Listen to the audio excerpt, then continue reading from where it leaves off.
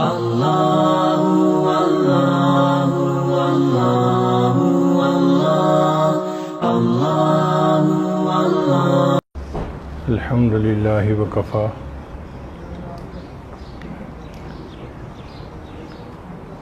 والسلام علی عبادہ الذین اصطفیٰ اما بعد۔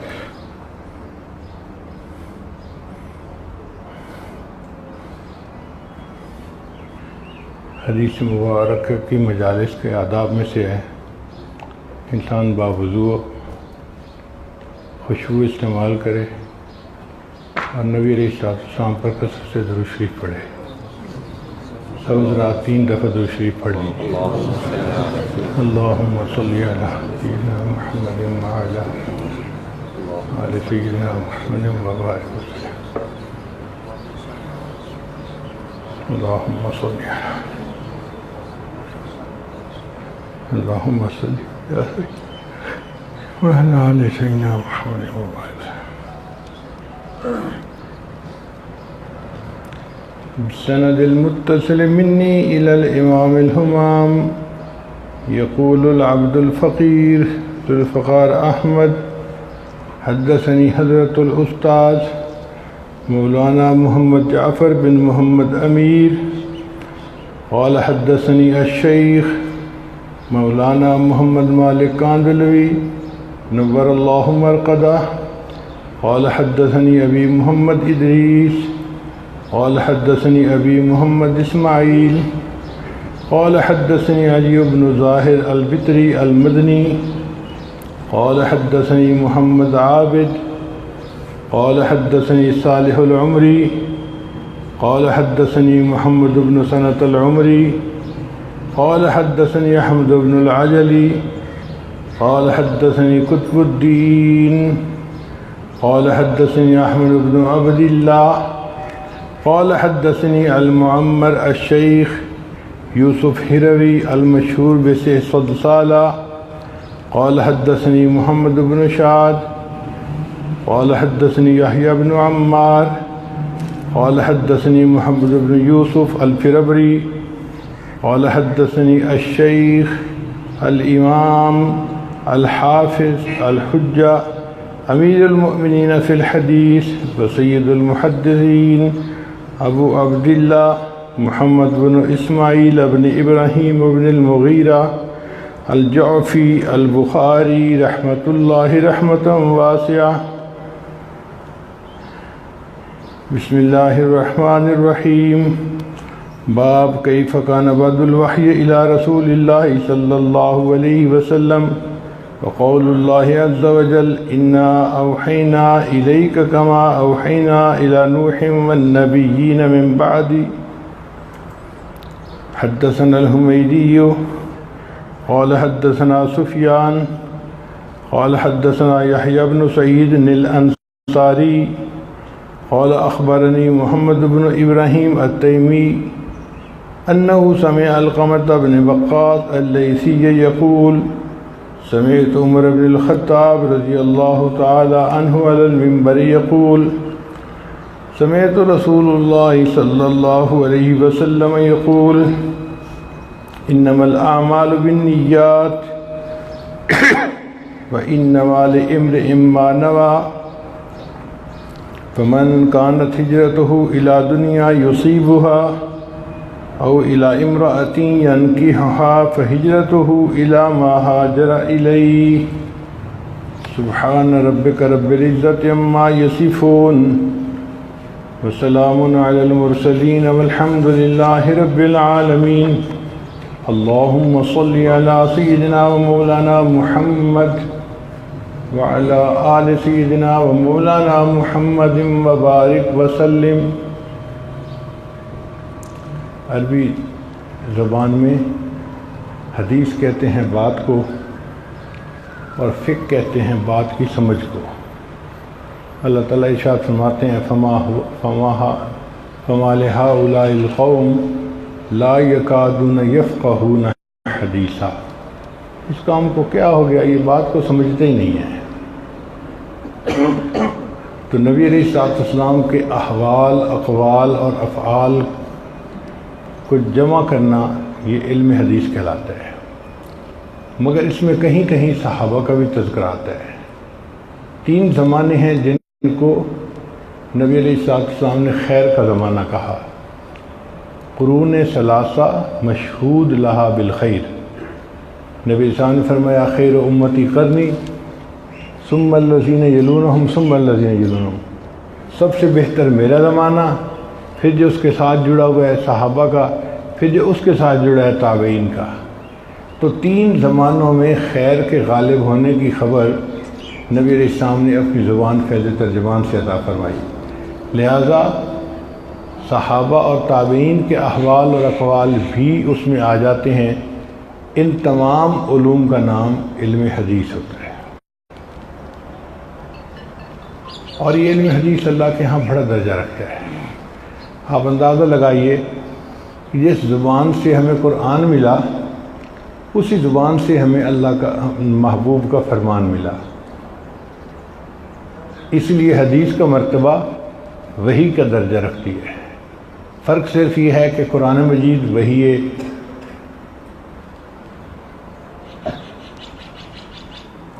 ایسی وحی ہے جس کی تلاوت کی جاتی ہے، اور حدیث جو ہے اس کی تلاوت نہیں کی جاتی، ورنہ نبی علیہ السلام خود اپنی مرضی سے نہیں بولتے تھے۔ وَمَا يَنطِقُ عَنِ الْهَوَىٰ إِنْ هُوَ إِلَّا وَحْيٌ يُوحَىٰ، تو اللہ کی وحی سے بولتے تھے، تو محبوب کا فرمان وہ بھی وحی کا درجہ رکھتا ہے، اس لیے حدیث کی اپنی ایک اہمیت ہے۔ اس کی فضیلت یہ ہے کہ نبی السلام نے فرمایا نَضَّرَ اللَّهُ امْرَأً سَمِعَ مَقَالَتِي فَوَعَاهَا ثُمَّ ادَّعَاهَا كَمَا سَمِعَهَا، اللہ اس شخص کے چہرے کو تر و تازہ رکھے جس نے میری بات کو سنا، اس کو یاد کیا اور اسے دوسروں تک پہنچا دیا۔ اب دیکھیں کہ یہ کتنی خوبصورت دعا دی، اللہ اس کے چہرے کو تر و تازہ رکھے۔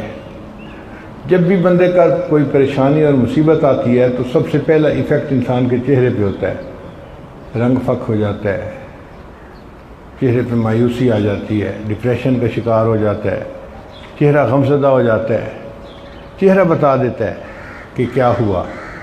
تو نبی علیہ السلام نے فرمایا اللہ اس شخص کے چہرے کو تر و تازہ رکھے۔ تر و تازہ تو چہرہ تب ہوگا نا جب کوئی پریشانی مصیبت نہیں ہوگی، کوئی ایسی انہونی چیز نہیں ہوگی جو انسان کے اندر کے حالات کو بدل دے۔ تو اتنی خوبصورت نبی علیہ السلام نے دعا دی۔ ایک حدیث مبارکہ میں نبی السلام نے فرمایا اللہم ارحم خلفائی، اے اللہ میرے خلفاء پر رحم فرمانا۔ پوچھا صحابی نے ومن خلفاؤک یا رسول اللہ، اے اللہ کے رسول آپ کے خلفاء کون سے؟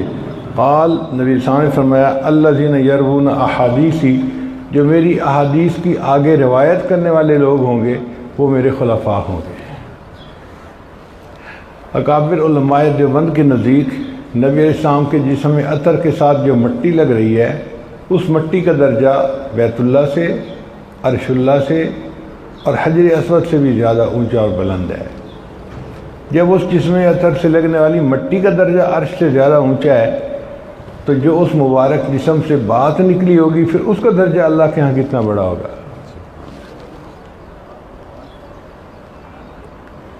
امام بخاری رحمۃ اللہ کا تھوڑا سا تعارف سن لیجئے۔ ان کا نام تھا محمد، والد کا نام تھا اسماعیل، دادا کا نام تھا ابراہیم اور پردادا کا نام تھا مغیرہ۔ قبیلہ جوفی تھا اور بخارا کے رہنے والے تھے۔ ان کی ولادت 194 ہجری میں ہوئی بعد صلاۃ الجمعہ تھی، اور ان کی وفات 256 ہجری میں فی لیلۃ عید الفطر کی رات میں ہوئی۔ سمرقند کے نزدیک ایک بستی ہے، اس کا نام ہے خرتنگ، وہاں پر مدفون ہے۔ امام بخاری رحمۃ اللہ بچپن میں یتیم ہو گئے تھے، اور سب طلباء جانتے ہیں کہ اس دنیا میں یتیم ہی در یتیم بنا کرتے ہیں۔ چنانچہ امام صاحب کی تربیت ان کی والدہ نے اور ان کے بڑے بھائی اسماعیل نے کی، احمد نے کی، اور امام بخاری رحمۃ اللہ علیہ نے اپنی زندگی میں خوب تقوی اختیار کیا، محنت کی، مجاہدہ کیا، جس کی وجہ سے اللہ تعالیٰ نے ان کو اپنی نشانیوں میں سے ایک نشانی بنا دیا۔ 18 سال کی عمر میں پہلی مرتبہ حرمین شریفین کا سفر کیا۔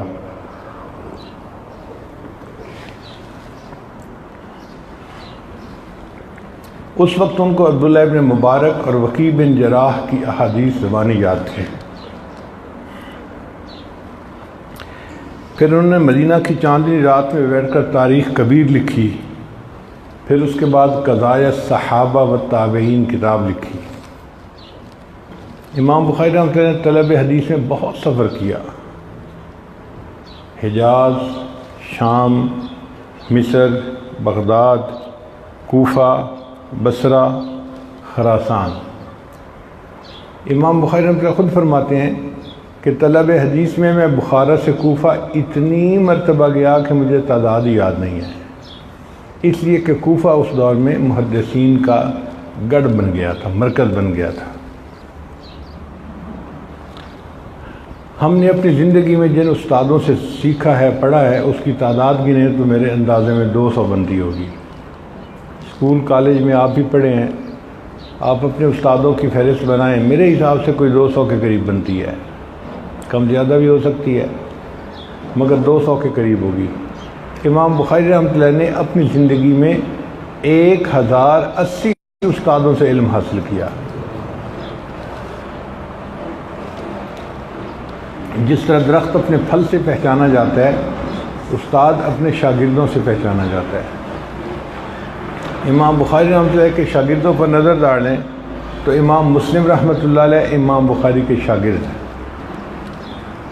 امام ترمذی رحمۃ اللہ علیہ امام بخاری کے شاگرد، امام نسائی رحمۃ اللہ علیہ وہ بھی امام بخاری کے شاگرد، یعنی یہ حضرات وہ ہیں کہ جن کی اپنی کتابیں سیاستہ میں شامل ہیں، اور اتنے بڑے شیوخ الحدیث امام بخاری کے شاگرد ہیں۔ اللہ تعالیٰ نے امام بخاری رحمۃ اللہ کو قوت حافظہ بے مثال عطا فرمائی تھی۔ چنانچہ ابن مجاہد کہتے ہیں کہ کنت عند البیکندی، میں بیکندی کے پاس تھا، فقال علی، انہوں نے مجھے کہا، لو جئت قبل، اگر تم پہلے آ جاتے، لرأیت صبیا، تو میں تمہیں ایک ایسا لڑکا دکھاتا، یحفظ 70,000 حدیث، جس کو 70,000 حدیثیں یاد تھیں، یعنی ابھی لڑکپن کی عمر تھی اور امام بخاری رحمۃ اللہ کو 70,000 حدیثیں زبانی یاد تھیں۔ امام بخاری رحمۃ اللہ خود اپنے بارے میں فرماتے ہیں کہ احفظ 100,000 حدیث، مجھے 1,00,000 صحیح حدیثیں یاد ہیں، و100,000 حدیث غیر صحیح، اور 2,00,000 غیر صحیح حدیثیں بھی یاد ہیں، یعنی 3,00,000 حدیثیں یاد ہونے کی تو انہوں نے خود تصدیق کی ہے۔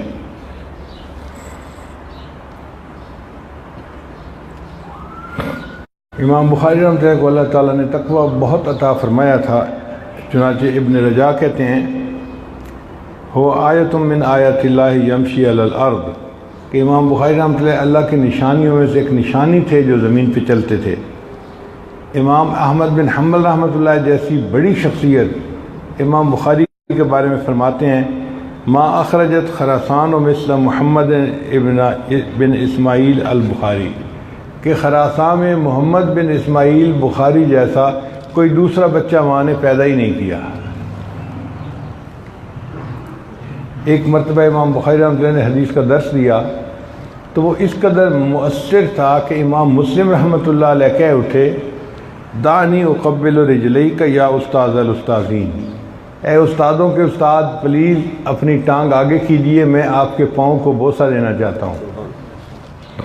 یعنی امام مسلم رحمۃ اللہ جیسے رجال الحدیث امام بخاری کے پاؤں کو بوسہ دینے کے لیے ترستے تھے۔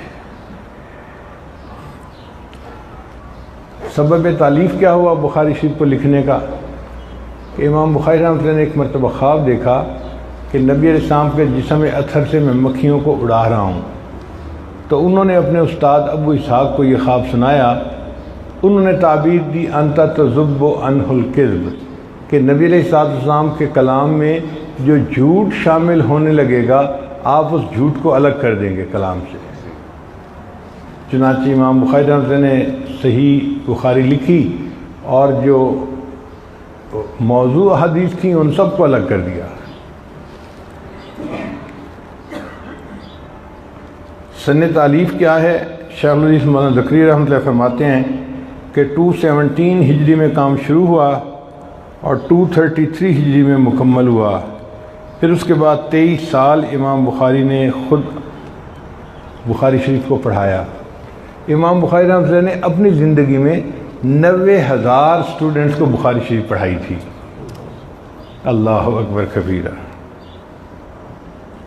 طریقہ تالیف فتح الباری میں لکھا ہے کہ امام بخاری رحمۃ اللہ فرماتے ہیں کہ صنفت کتابی فی المسجد الحرام، میں نے اپنی کتاب کو مسجد حرام جہاں بیت اللہ ہے اس مسجد کے اندر لکھا۔ وما ادخلت فیہ حدیثا، اور میں نے کوئی حدیث اس کتاب میں داخل نہیں کی، حتیٰ استخرت اللہ، حتیٰ کہ میں اللہ کے استخارہ کیا کرتا تھا۔ وصلیت رکعتین، اور 2 رکعت نماز پڑھ کے اللہ کے سامنے رجوع کیا کرتا تھا۔ وتیقنت صحتہ، حتیٰ کہ مجھے اس کی صحت کا پکا یقین ہوتا تھا، تب میں بخاری شریف میں اس کو شامل کرتا تھا۔ اب بتائیں جس بندے کے اندر اتنا رجوع الی اللہ ہو، پھر اللہ اس سے کتنا عظیم کام لیتے ہیں۔ ابن عدی فرماتے ہیں کہ ان البخاری حول تراجمہ بین قبر النبی و ممبرہ، کہ نبی علیہ الصلوۃ والسلام کی قبر مبارک اور ممبر کے درمیان، جس کو ہم ریاض الجنہ کہتے ہیں، انہوں نے بیٹھ کر جو ابواب تھے تراجم الابواب، وہ وہاں بیٹھ کر لکھے۔ وکانہ یصلی لکل ترجمۃ رکعتین، اور ہر ترجمۃ الباب لکھنے کے لیے امام بخاری 2 رکعت نفل پڑھا کرتے تھے۔ ایک سوال پیدا ہوتا ہے کہ بخاری شریف میں احادیث ہیں کتنی؟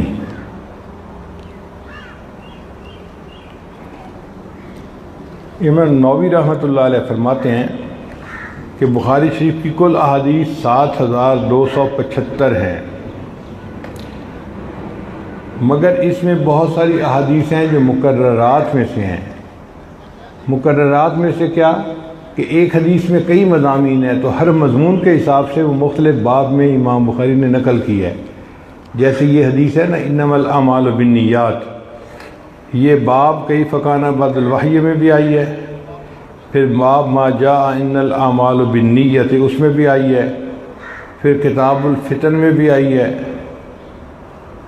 پھر باب الہجرہ میں بھی، باب النکاح میں بھی، باب النذور میں بھی، اور کتاب الحیل میں بھی آئی ہے۔ تو یعنی ایک حدیث 7 جگہ پر بخاری شریف میں آئی ہے، تو ہے تو وہ ایک حدیث نا۔ تو اگر مکررات کو ہم ایک حدیث سمجھیں تو بخاری شریف کی کل احادیث 4,000 بنتی ہیں۔ علامہ ابن حجر رحمۃ اللہ فرماتے ہیں کہ بخاری شریف کی کل روایات 7,397 ہیں، اور بغیر مکررات کے 2,761 ہیں۔ یعنی امام بخاری رحمۃ اللہ فرماتے ہیں کہ میں نے اس کتاب کو 6 لاکھ احادیث میں سے چنا۔ 6 لاکھ حدیثیں امام بخاری کو یاد تھیں، مگر وہ ہر حدیث کو چھاننا لگا کر چھانتے رہے۔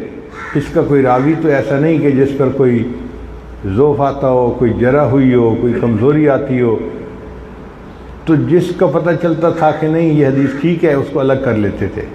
الگ کرتے کرتے 6 لاکھ احادیث میں سے صرف 2,700 احادیث انہوں نے جمع کی بخاری شریف کے لیے۔ آپ بتائیں انہوں نے کتنی فلٹریشن کی ہوگی، ایک ایک حدیث پر کس طرح انہوں نے پہرا دیا ہوگا، اور اس میں ذرا سی کمی کوتاہی دیکھی ہوگی تو اس کو الگ کر دیا ہوگا۔ اتنا ریفائن کیا کہ 6 لاکھ میں سے صرف 2,700 احادیث انہوں نے بخاری شریف میں جمع فرمائیں۔ امام بخاری رحمۃ اللہ کی جو شرائط تھی نا حدیث کی روایت کی، وہ بہت زیادہ سخت تھی۔ وہ فرماتے تھے کہ حدیث کی روایت کرنے کے لیے بندہ مسلمان ہو، عادل ہو، سلیم العقل ہو، اور دوسرا یہ کہ ہر طبقہ کے اندر 2 راوی ہوں، اور تیسرا یہ کہ وہ حدیث کا حافظ ہو۔ یہ عجیب شرط ہے۔ تو طلباء اس کو سمجھیں، اس کا مطلب یہ ہے کہ آپ اسکول میں 5ویں کلاس میں پڑھتے تھے، کوئی واقعہ پیش آ گیا، اب وہ واقعہ آپ کو یاد تھا لیکن بعد میں بھول بھی گیا، کوئی 30-40 سال کے بعد آپ کا کلاس فیلو آپ کو یاد دلاتا ہے، تمہیں یاد ہے جب ہم میٹرک میں پڑھتے تھے تو یہ واقعہ پیش آیا تھا؟ آپ کہتے ہیں ہاں بالکل مجھے یاد آ گیا، یہ واقعہ پیش آیا تھا۔ امام بخاری فرماتے تھے کہ تم اس واقعے کی روایت آگے نہیں کر سکتے، چونکہ درمیان میں تم اس واقعے کو بھول چکے ہو۔ واقعہ جب پیش ہوا اس وقت سے لے کر روایت کرنے تک مستقل اس راوی کو یاد رہا ہو، وہ اس کو بھولا نہ ہو۔ اب اتنی کڑی شرائط کے بعد پھر احادیث کو روایت کرنا واقعی ایک مشکل کام ہے۔ پھر استاد کے ساتھ ملاقات حضر میں سفر میں ثابت ہو۔ اس کتاب کا پورا نام کیا ہے؟ کئی مرتبہ طلباء کو بخاری شریف کے پورے نام کا بھی پتہ نہیں ہوتا۔ امام نووی رحمۃ اللہ کے نزدیک اس کا نام ہے الجامع الصحیح المسند المختصر من امور رسول اللہ و ایامہ۔ الجامع امور ثمانیہ کی وجہ سے اس میں سیر ہیں، آداب ہیں، تفسیر ہے اور عقائد ہیں، فتن ہیں، اشراط ہیں، احکام ہیں اور مناقب ہیں۔ ان 8 وجوہات سے اس کو الجامع کہتے ہیں۔ صحیح اس لیے کہ اس میں حدیث کے صحیح ہونے کا بہت التزام کیا گیا ہے۔ پھر آگے المسند، سند متصل کے ساتھ مرفوع حدیث کو روایت کیا۔ المختصر یعنی حدیث کو چنا گیا ہے۔ من امور رسول اللہ، اس سے مراد حدیث ہے، و ایام ہی، اس سے مراد غزوات ہے۔ علامہ ابن حجر رحمۃ اللہ فرماتے ہیں کہ اس کا اصل نام ہے الجامع الصحیح المسند من حدیث رسول اللہ و سننہ و ایامہ۔ سننہ سے مراد نبی علیہ السلام کے افعال اور تقریرات ہیں، اور یہ نام زیادہ علماء میں مقبول ہے۔ ایک رنگ ہے، آپ یوں سمجھیں جیسے پھول خوبصورت ہوتا ہے، لیکن ایک ہوتا ہے پھولوں کا گلدستہ، اس میں مختلف رنگوں کے کئی پھول ہوتے ہیں اور سب مل کر پہلے کی نسبت زیادہ خوبصورت لگتے ہیں۔ اللہ تعالیٰ نے بھی سیاستہ لکھوا کر گویا احادیث کے پھولوں کا ایک گلدستہ اس امت کو پیش فرما دیا۔ امام مسلم رحمۃ اللہ نے مسلم شریف لکھی تو ان کے نزدیک حدیث کی فنی معرفت اصول کے بغیر ممکن نہیں تھی، لہذا انہوں نے کتاب کا آغاز اصول حدیث سے کیا، جو مقدمہ مسلم کے نام سے مشہور ہوا۔ ابن ماجہ کا مقصد تالیف تھا عمل بالحدیث، حدیث پر عمل کرنا، اور یہ چیز حب رسول کے بغیر ممکن نہیں، لہذا انہوں نے محبت رسول کے ابواب سے اپنی کتاب کی ابتدا کی۔ امام ترمذی رحمۃ اللہ علیہ، امام ابو داود رحمۃ اللہ علیہ اور امام نسائی رحمۃ اللہ علیہ، تینوں کا مقصد تھا فقہی ترتیب پر روایات کو جمع کرنا، لہذا انہوں نے کتاب الصلاۃ یعنی کتاب الطہارہ سے اپنی کتاب کا آغاز کیا۔ امام بخاری رحمۃ اللہ کا جو مقصد تالیف تھا وہ تھا لِتُبَيِّنَ لِلنَّاسِ مَا نُزِّلَ إِلَيْهِمْ، اس کا مدار وحی الہی پر ہے جو خطا اور نسیان سے پاک ہے، لہذا امام بخاری رحمۃ اللہ علیہ نے باب کیف کان بدء الوحی سے اس کتاب کا آغاز کیا۔ سیاسی دلیل دے سکتے ہیں، اور جی لوگوں نے تو سنی سنائی باتوں پہ جرا لکھ دی، ان پر کر دی، میں تو ان کا شاگرد رہا، میں نے ان کی زندگی کے دن رات خود دیکھے، میں گواہی دیتا ہوں کہ وہ پکے بندے تھے، ثقات میں سے تھے۔ تو امام بخاری رحمۃ اللہ کے چونکہ وہ استاد ہیں، لہٰذا ان کا ان سے حدیث کی روایت کرنا ایک بلند درجہ رکھتا ہے، جبکہ امام مسلم رحمۃ اللہ کے جن راویوں کے اوپر جرح ہوئی وہ سب متقدمین میں سے تھے، تو امام مسلم کی ان سے ملاقات نہیں ہوئی۔ اس نقطہ نظر سے دیکھا جائے تو بھی بخاری شریف کا پلہ بھاری نظر آتا ہے۔ پھر امام بخاری کی 80 احادیث پر کلام ہوا اور امام مسلم کی 130 احادیث پر کلام ہوا۔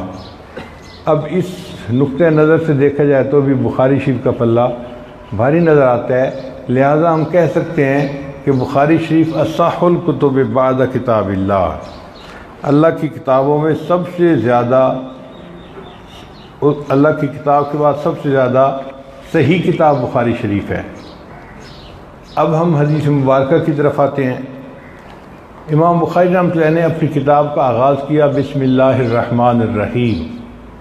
یہاں پر ایک مشہور اشکال وارد ہوتا ہے کہ نبی السلام نے ارشاد فرمایا کل امر ذی بال لا یبدأ فیہ بحمد اللہ والصلاۃ علیہ فہو اقطع ابتر ممحوق من کل برکت، کہ کوئی بھی کام جس کی ابتدا اللہ کی تعریف اور نبی اسلام پر درود شریف سے نہ کی جائے وہ مقطوع ہوتا ہے، کٹا ہوا ہوتا ہے، ہر برکت سے خالی ہوتا ہے۔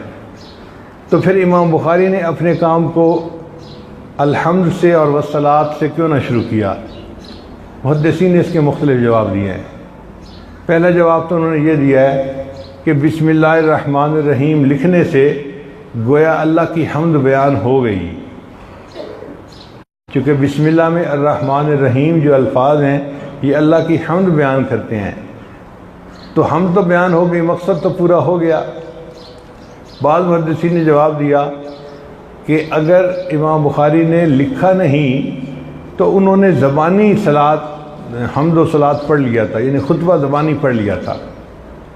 بعض محدثین نے اور جواب دیا، ان کا نہیں، امام بخاری رحمۃ اللہ علیہ نے فرمایا کہ یہ جو حدیث ہے نا کل امر ذی بال، اس کا تعلق خطب سے ہے، کتب سے نہیں ہے۔ خطب سے کیا مراد؟ جمعہ کا خطبہ دینا ہے، عیدین کا خطبہ دینا ہے، نکاح کا خطبہ دینا ہے، جہاد کا خطبہ دینا ہے، تو خطبے کی ابتدا ہمیشہ الحمد سے اور الصلاۃ علی النبی سے ہوگی، اور اگر کوئی کتاب لکھنی ہے تو اس سے اس حدیث کا تعلق نہیں ہے۔ پھر محدثین نے اس کا ایک بہت خوبصورت جواب دیا ہے، وہ فرماتے ہیں کہ اصل میں امام بخاری رحمۃ اللہ علیہ کے اوپر اتباع سنت کا رنگ غالب تھا۔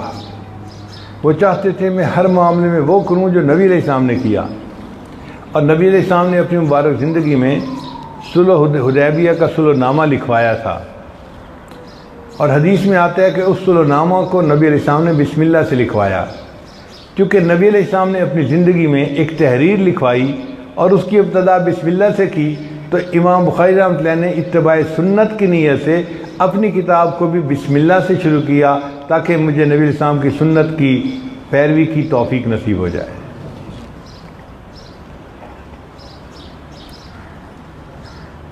ابھی امام بخاری رحمۃ اللہ فرماتے ہیں کیف کان بدء الوحی الی رسول۔ علم حاصل کرنے کے دو طریقے ہیں۔ ایک طریقہ تو یہ ہے کہ انسان اپنے حواس خمسہ سے علم حاصل کرتا ہے۔ حواس خمسہ کہتے ہیں انسان دیکھتا ہے، سونگھتا ہے، سنتا ہے، چکھتا ہے، چھوتا ہے۔ یہ 5 صفتیں حواس خمسہ، 5 حصے کہلاتی ہیں۔ ہم جو علم حاصل کرتے ہیں نا وہ ان 5 حصوں سے حاصل کرتے ہیں۔ مادی علم، سائنسی علم ان 5 حصوں سے حاصل ہوتا ہے، حواس خمسہ سے۔ لیکن جو حواس خمسہ سے علم حاصل ہوتا ہے اس میں دھوکہ بھی پڑ جاتا ہے۔ مثال کے طور پر آپ سڑک پہ ڈرائیو کر رہے ہیں تو آپ کو نظر آئے گا دوپہر کے وقت کے سامنے پانی سڑک کے اوپر کھڑا ہے، اس کو سراب کہتے ہیں، وہ پانی نہیں ہوتا، نظر کا دھوکہ ہوتا ہے، اس کو ایلیوژن کہتے ہیں، نظر دھوکہ کھا جاتی ہے۔ آپ ایک ٹرین کے اوپر بیٹھے ہیں، دوسری ٹرین سائڈ پہ آ کے کھڑی ہو گئی، اب آپ کی ٹرین چلی تو آپ کو محسوس ہوتا ہے کہ ساتھ والی ٹرین چل رہی ہے، حالانکہ وہ نہیں چل رہی ہوتی، آپ کی ٹرین چل رہی ہوتی ہے، دھوکہ ہو جاتا ہے بندے کو۔ تو یہ جو حواس خمسہ سے علم حاصل ہوتا ہے اس میں چونکہ دھوکہ کھا جاتا ہے بندہ، اس لیے اس علم پر یقین نہیں کیا جا سکتا۔ اور ویسے بھی ان تمام حواس سے جو علم حاصل ہوتا ہے فیصلہ اس کا انسان کا دماغ کرتا ہے، اور انسان کا دماغ بھی کئی دفعہ الٹے فیصلے کر لیتا ہے۔ آپ دیکھیں کہ برطانیہ کی پارلیمنٹ میں تالیوں کے ساتھ بل پاس ہوا، قانون پاس ہوا کہ مرد مرد کے ساتھ شادی کر سکتا ہے۔ کیسا غیر فطری عمل ہے، اور اتنی لکھی پڑھی قوم اور ان کے نمائندے اور وہ مل کے تالیوں کی گونج میں بل پاس کرتے ہیں کہ جی آج کے بعد مرد کی شادی مرد سے ہو سکے گی۔ اس کا مطلب ہے ان کو عقل نے دھوکہ دیا۔ تو جس کی بنیاد حواس خمسہ پہ ہو، عقل پہ ہو، وہ علم کمزور ہوتا ہے۔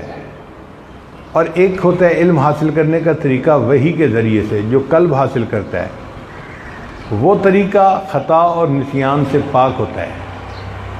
چنانچہ وحی جو ہے یہ خطا اور نسیان سے پاک ہے، جو کچھ وحی میں بتایا گیا وہ 100% ٹھیک ہے، اس میں کہیں غلطی کی گنجائش نہیں ہے۔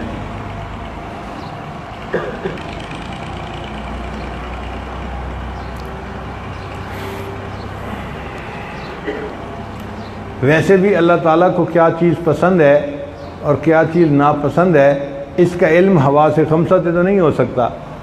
اس کا علم تو تبھی ہو سکتا ہے جب اللہ خود بتائیں، اور اللہ جو بتاتے ہیں اس کو وحی کہتے ہیں جو انبیاء پہ اترتی ہے۔ لہٰذا وحی کے ذریعے جو علم ہمیں ملا وہ کامل علم ہے، اور ہمیں اس کے مطابق اپنی زندگی کو گزارنا چاہیے۔ پھر اس کے بعد امام بخاری رحمۃ اللہ ایک آیت لائے ہیں، انا اوحینا الیک کما اوحینا الی نوح والنبیین من بعدی، اے محبوب ہم نے کہ آپ کے اوپر وحی نازل کی جیسے ہم نے نوح علیہ السلام پر نازل کی۔ تو طلباء کے ذہن میں سوال پیدا ہوتا ہے کہ یہاں پر آدم علیہ السلام کا نام کیوں نہیں لیا گیا، پہلے نبی تو وہ تھے۔ تو علماء نے جواب دیا کہ آدم علیہ السلام کو اللہ نے شریعت کے چند احکام عطا فرمائے تھے، ان کی ذمہ داری صرف اتنی تھی۔ پوری شریعت کے احکام، حلال اور حرام کا علم یہ حضرت نوح علیہ السلام کو دیا گیا، اس سے پہلے انبیاء کو نہیں دیا گیا۔ وجہ کیا ہے؟ آپ دیکھیں، اگر ایک بچہ پیدا ہوتا ہے نا تو پہلے دن وہ اتنا چھوٹا ہوتا ہے اس کو کرتا شلوار نہیں پہنا سکتے، تو کیا کرتے ہیں، اس بیبی کو بس کپڑے میں لپیٹ دیتے ہیں، وہی اس کا صدر جھانپ دیتا ہے۔ پھر کچھ دنوں بعد وہ بیبی ذرا بڑا ہو جاتا ہے تو اس کو کرتا پہنا دیتے ہیں، پھر جب چلنے لگ جاتا ہے تو پھر اس کو پاجامہ شلوار بھی پہنا دیتے ہیں۔ تو پاجامہ شلوار کا جو لباس پہنانا تھا اس میں کئی مہینے بچے کو لگے بڑا ہونے میں۔ اسی طرح شریعت کا یہ جو لباس تھا نا، اس کو پہنانے میں انسانیت کو ٹائم لگا۔ آدم علیہ السلام کے زمانے میں بالکل بچپن کی حالت تھی، اللہ نے چند احکام دے دیے، بھئی یہ کرنے ہیں اور یہ نہیں کرنے ہیں۔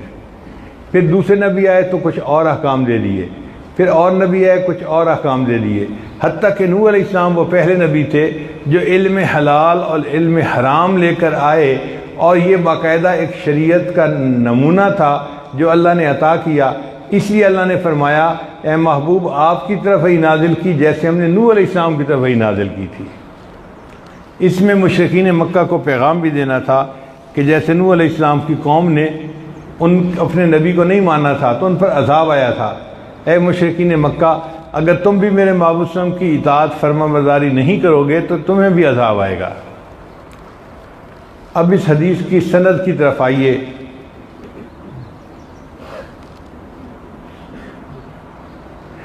اس کے راویوں میں 3 نام ہیں، یحییٰ بن سعید، محمد بن ابراہیم اور علقمہ ابن وقاص، یہ تینوں تابعی ہیں۔ پھر اس حدیث میں سند کے سب صیغے جمع ہو گئے ہیں۔ ایک صیغہ ہوتا ہے تحدیث، حدثنا، آپ حدیث کی سند دیکھیں اس میں حدثنا کا لفظ ہے۔ پھر ایک میں ہوتا ہے اخبار، یعنی اخبرنا، تو اخبرنا کا بھی لفظ ہے۔ پھر ایک ہوتا ہے سمعتو، تو سمعتو کا لفظ بھی ہے، سماع۔ پھر ایک ہوتا ہے قول، کہ قال عمر بن الخطاب، تو وہ لفظ بھی شامل ہے۔ پھر ایک ہوتا ہے انا، ان سے، یہ جو نسخہ ہم پڑھتے ہیں یہ علامہ فروری کا نسخہ ہے۔ امام بخاری کا ایک اور نسخہ جو آگے چلا وہ تھا ان کے شاگرد ابو ذر کا لکھا ہوا، اس میں یحییٰ بن سعید انصاری کا جو ہے وہ اس سے پہلے ان کا لفظ ہے، ان یحییٰ بن سعید الانصاری، تو گویا انا بھی اس میں۔ اس کا مطلب یہ ہے کہ حدیث کو روایت کرنے کے جتنے صیغے ہیں وہ اس پہلی حدیث کے اندر اللہ نے جمع فرما دیے۔ پھر پہلی حدیث کے جو راوی ہیں حمیدی، وہ قریشی ہیں، اور نبی علیہ السلام نے فرمایا الائمۃ من القریش، قدموا قریشہ، قریش کو مقدم رکھو۔ تو امام بخاری رحمۃ اللہ نے بھی نبی علیہ السلام کی بات پر عمل کیا اور اپنے قریشی استاد کی حدیث کو مقدم کیا کتاب کے اندر۔ پھر پہلی حدیث کے جو راوی ہیں وہ ہیں حمیدی، حمیدی کا لفظ حمد سے بنا ہے، اور جو آخری حدیث ہے بخاری شریف کی اس کے راوی ہیں احمد بن اشکاب، تو احمد کا لفظ بھی حمد سے بنا۔ تو گویا امام بخاری رحمۃ اللہ یہ میسج بھی دینا چاہتے تھے کہ طالب علم کو چاہیے کہ وہ پوری زندگی اللہ تعالیٰ کی حمد بیان کرتا رہے۔ اللہ نے قرآن مجید کو شروع فرمایا الحمد سے۔ قیامت کے دن نبی علیہ السلام کو جو مقام ملے گا وہ مقام محمود ہوگا، اور قیامت کے دن جو نبی علیہ السلام کا نام ہوگا وہ احمد ہوگا، اور نبی علیہ السلام کی امت کا نام قیامت کے دن حمادون ہوگا۔ اور جنت میں جو نبی علیہ السلام کو محل ملے گا اس کا نام بیت الحمد ہوگا، اور فرشتے جو جنت میں جائیں گے یا جنتی جائیں گے تو وہ الحمدللہ رب العالمین پڑھا کریں گے، ان کا ذکر بھی الحمدللہ ہوگا، اور فرشتوں کا ذکر بھی الحمدللہ ہے۔ حافین من الحول العرش یسبحون بحمد ربہم وقضی بینہم بالحق، تو دیکھیں فرشتے بھی الحمد کے نام سے اللہ کا ذکر کرتے ہیں۔ پھر ایک اور مزے کی بات ہے کہ پہلی حدیث کے راوی ہیں حضرت عمر رضی اللہ تعالیٰ عنہ، اور بخاری شریف کی جو آخری حدیث ہے اس کے راوی ہیں حضرت ابو ہریرہ رضی اللہ عنہ۔ تو امام بخاری میسیج دینا چاہتے تھے کہ طلباء کی زندگی کا نظم و نسق حضرت عمر جیسا ہونا چاہیے، اور ان کے اندر علم کی جو طلب ہے وہ حضرت ابو ہریرہ جیسی ہونی چاہیے، پھر ان کی زندگی کامل ہوگی۔ پھر امام بخاری رحمۃ اللہ نے جو پہلی حدیث نقل کی وہ مکی استاد سے نقل کی، اور بخاری شریف کی جو دوسری حدیث ہے وہ اپنے مدنی استاد سے نقل کی۔ نبی علیہ السلام کی زندگی کے دو حصے، پہلا مکی حصہ تھا، دوسرا مدنی حصہ تھا، تو امام بخاری رحمۃ اللہ نے بھی پہلی حدیث مکی استاد سے لے لی اور دوسری حدیث جو تھی وہ مدنی استاد سے لے لی۔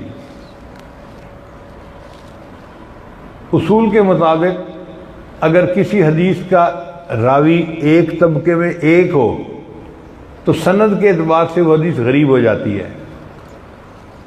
چنانچہ پہلی حدیث کے جو راوی ہیں حضرت عمر رضی اللہ تعالیٰ عنہ، وہ صرف وہی راوی ہیں اس حدیث کے، یعنی یہ حدیث تو ہزاروں صحابہ کو معلوم تھی، لیکن جو آگے روایت چلی نا وہ حضرت عمر رضی اللہ عنہ سے چلی، ہر کسی نے انہیں سے روایت کی، تو طبقہ صحابہ میں ایک راوی ہے، کون؟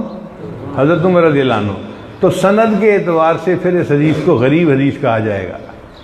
اور جو بخاری شریف کی آخری حدیث ہے وہ بھی حضرت ابو ہریرہ رضی اللہ عنہ سے نقل ہوئی، اس کو کسی اور نے نقل نہیں کیا، تو سند کے اعتبار سے وہ بھی غریب۔ اصل میں امام بخاری رحمۃ اللہ فرمانا چاہتے تھے کہ بدأ الاسلام غریبا وسیعود غریبا فطوبی للغرباء، اور امام بخاری رحمۃ اللہ طلباء کو یہ پیغام دینا چاہتے تھے کن فی الدنیا کأنک غریب او عابر سبیل۔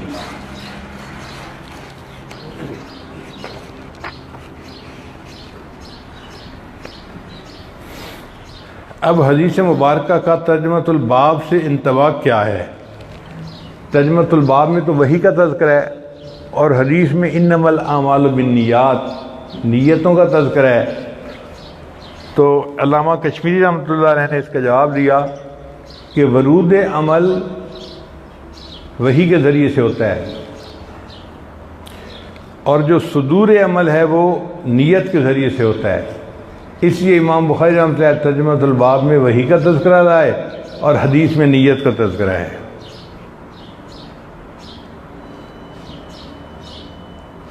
پھر وہی عمل کے لیے ہوتی ہے، جبکہ عمل کی درستگی نیت سے ہوتی ہے، اس سے بھی مناسبت واضح ہوتی ہے۔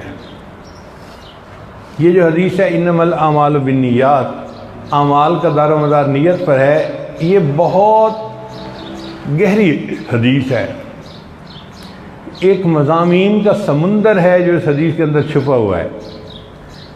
اسی لیے امام شافعی رحمۃ اللہ فرماتے تھے ان ھذا الحدیث یدخل فیہ نصف العلم، اس حدیث میں تو آدھا علم داخل ہے، اس لیے کہ انسان یا اعضاء سے کام کرتا ہے یا دل سے کام کرتا ہے، اور دل کا تعلق نیت کے ساتھ ہے، اس لیے آدھا علم تو اس حدیث میں داخل ہو گیا۔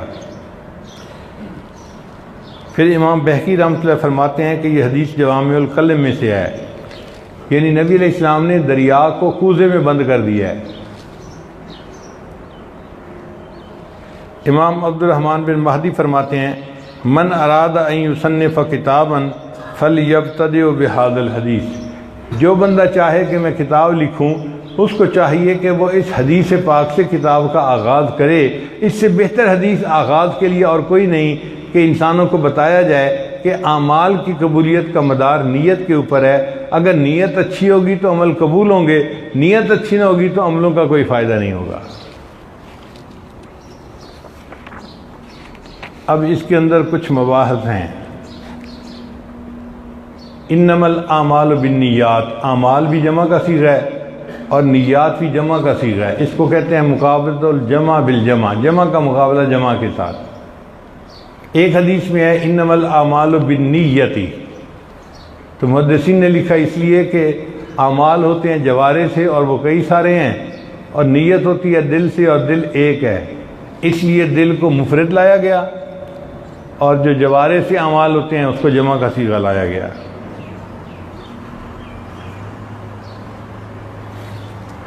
اعمال کا مدار جب نیت پر ہے تو اگر ایک انسان ایک ہی عمل میں کئی نیتوں کو جمع کر لے تو اس کو اجر زیادہ ملنا چاہیے. مثال کے طور پہ ایک بندہ مسجد میں آتا ہے اس نیت کے ساتھ جی میں تکبیر اللہ سے نماز پڑھوں گا، اس کو ثواب ملے گا. دوسرا بندہ نیت کرتا ہے میں مسجد میں جا رہا ہوں، میں وہاں جا کے اللہ کا ذکر کروں گا، قرآن کی تلاوت کروں گا، اعتکاف کی نیت سے وقت گزاروں گا، جو مسلمان بھائی آئیں گے میں ان کے حال احوال کی خیر خبر لوں گا، اور میں نماز بھی باجماعت پڑھوں گا. اب اس بندے نے چونکہ اتنی نیتوں کو جمع کر لیا تو اسی عمل پر اس کو اجر زیادہ ملے گا نیتوں کے جمع کرنے کی وجہ سے. چنانچہ علماء کرام ایک ایک عمل میں کتنی کتنی نیتوں کو جمع کر لیتے ہیں جس کی وجہ سے ان کو اجر بہت زیادہ ملتا ہے، اور یہ اجر عام بندہ حاصل نہیں کر سکتا. دارالعلوم دیوبند کے ایک شیخ الحدیث تھے مولانا عبدالحق رحمۃ اللہ علیہ. میری ان سے ملاقات ہوئی یو کے میں. انہوں نے مجھے کتاب کا نام بتایا اور محدث کا نام بتایا. فرمانے لگے کہ اس کتاب میں محدث نے یہ لکھا ہے کہ میں کپڑا بدلتے ہوئے 40 نیتوں کو جمع کرتا ہوں. ہم ایک ہی نیت کرتے ہیں جی کپڑا جو ہے نا وہ میلا ہو گیا چلو صاف کپڑا پہن لو. وہ کہتے ہیں کہ نہیں میں 40 نیتوں کو جمع کرتا ہوں. اس لیے یہ مستقل ایک الگ باب ہے. طالب علم کو چاہیے کہ وہ ڈھونڈے کہ ایک عمل میں ہم کتنی زیادہ سے زیادہ نیتوں کو جمع کریں تاکہ ہمیں زیادہ اجر اور ثواب ملے اس عمل کا. کئی مرتبہ وہی عمل نیت ٹھیک ہونے سے جائز ہوتا ہے اور نیت کے ٹھیک نہ ہونے کی وجہ سے ناجائز بن جاتا ہے. عمل ایک ہی ہوتا ہے. حضرت مولانا یحییٰ رحمۃ اللہ علیہ شیخ الحدیث رحمۃ اللہ کے والد تھے. وہ گرمیوں کے موسم میں عصر کے بعد